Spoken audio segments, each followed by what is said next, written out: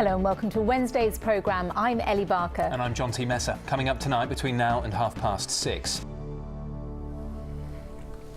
Good evening. A family is urging a stranger to step forward and donate a kidney to save the life of a young father.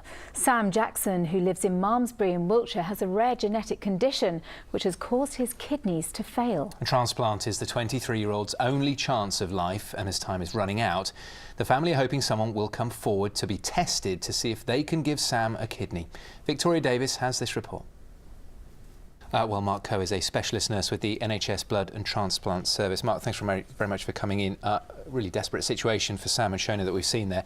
Just highlighting, I guess, the importance of people coming forward for organ donation. So how important is it that people have this conversation about organ donation with their loved ones? It is so about organ donation. Typically, we think about people who've lost their lives, but kidney donation, the case we're seeing there with Sam, can be given from living people. So having those conversations in advance could make a big difference.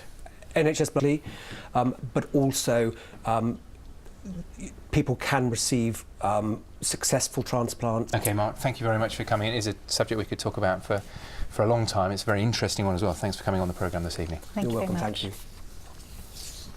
Now, plans for a multi-million-pound regeneration of Taunton's former livestock market are in tatters tonight after the developer pulled out of the project. Shops, restaurants. Now, people are marching in central Bristol this evening in support of community projects and businesses at Hamilton House in Stokes Croft. The building has been a hub of the community for years, but all that's under threat. Well, Ellie Pitt is live with the marchers. A lot of strong feeling about what this building should be used for. Now, it's just gone 6:11 this Wednesday evening. We're going to turn to other news in the region now. And the family of a man shot dead by police say they are still suffering with shock a year on. Spencer. People living near an industrial estate in Weston-super-Mare have been warned to keep their doors and windows closed following a major fire. Black smoke. Now, the parents of a promising go-karter from Calne in Wiltshire say that they have been conned out of his life savings by a company which offered to supply him with a new vehicle. 6-year-old Eddie Stewart dreams of becoming a Formula One driver one day. His parents say they gave thousands of pounds to a firm which had promised to help. Robert Murphy reports. Wow, he can really move, can't he? Yeah, good luck to him. Well, you're watching ITV News West Country with John T and Ellie. Pleasure doing business with you. Still ahead for 6:30. And the ITV News continues after us with the national and international stories at 6:30. Mary Nightingale has the details. But here we're going to bring you more now from the Labour Party conference because Jeremy Corbyn has told delegates in Liverpool that he could be Prime Minister this time next year. To do so, he needs to boost support here in the West Country with seats in Swindon and Gloucester in his sights. Here's our political correspondent, David Wood. Well, if you want more political talk tonight, then ITV's political editor, Robert Peston, has a new show that starts this evening. It is called Peston and it is on after news at 10.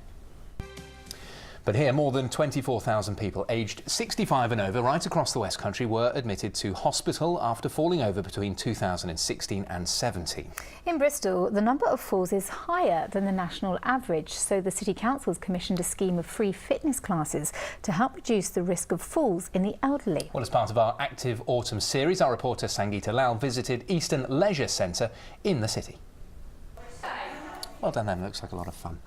Now, as a farmer's son, doesn't get much more West Country than the Ploughing Society Championships in Somerset. It's the 149th time the event has been held in a field in Chewton Mendip. Today, under bright blue skies, competitors showed off their ploughing skills.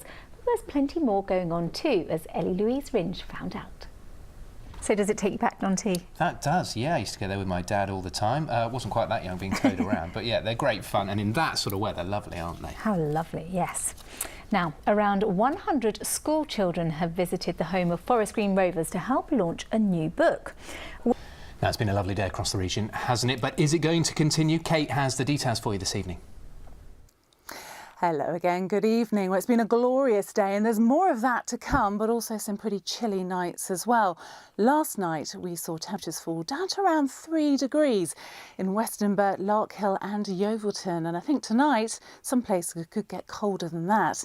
Now, high pressure still in charge. It is just slipping away eastwards. We have this cold front that will be sinking southwards as we head towards the weekend. It's going to be a fairly weak affair thanks to high pressure building behind. but it is going to introduce much cooler conditions once again. We're back to this evening and it's going to be dry with clear skies, but I think we will also see some mist and fog in places. Temperatures down to around 4 or 5 degrees. But in more rural spots, it could get colder than that. I think we'll see an air frost or even a grass frost in places. So obviously a little bit of a chilly and misty start to the day tomorrow, but soon clearing and again warming up in lots of lovely sunshine. Temperatures up around 20, maybe 21 degrees in light winds. So don't pack away the shorts just yet. We're taking a look at what else is to come. As you can see on Friday and Saturday, lots more lovely sunshine, but perhaps a bit more in the way of cloud by the time we reach Sunday. But as that cold front moves through on Friday and Saturday, so you'll start to notice a real change in temperature. Certainly it's going to reach around just 14 or 15 by day, and we've still got more chilly nights to come. Kate, thank you very much. And that's it from all of us here. I'll have the late news for you at 10:30. Pleasure doing business with you this evening, Ellie. It's a pleasure. After the break, the ITV News continues with Mary Nightingale. From all of us, have a lovely evening. Bye-bye. Bye-bye.